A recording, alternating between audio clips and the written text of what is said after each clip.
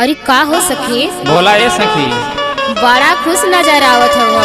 अरे सखी खुश नजर ना आई हो, हमार भतार ते बहुत रंगीला मिल गल बा। अच्छा सुना सुनावा। हे मिला ये सखी, ओ मिला ये सखी, मर जवानी जोगे दूल्हा मिला ये सखी। अच्छा आए सखी।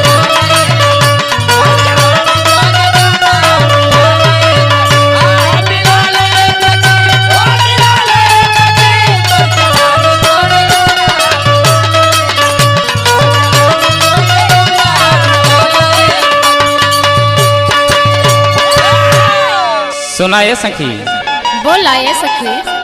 अरे रात भर मजा देला पंजरा बोलाई के,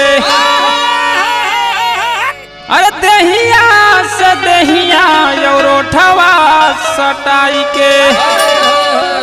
अरे रात भर मजा देला पंजरा बोलाई के, और दहिया से दहिया औरोठवा सटाई के।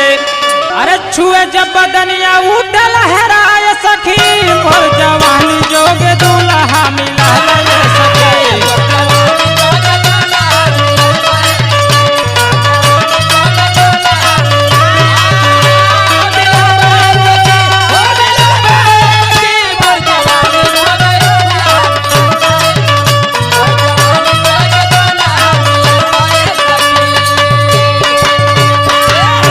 सुनत हो ये सखी? हाँ हो। अरे रात भर एकदम परेशान कर देला। अच्छा सुना कैसे?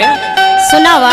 अरे कहियो सवेरे जवा हम सूत जाई, अरे गोदी अंगुरिया से देला जगाई।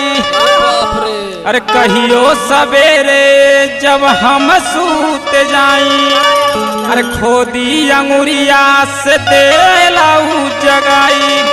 अरे अखिया कहे चुरावे नजरवा सखी, मोर जवानी जोगे दूल्हा मिला ये सखी। ओहो ई बात बा।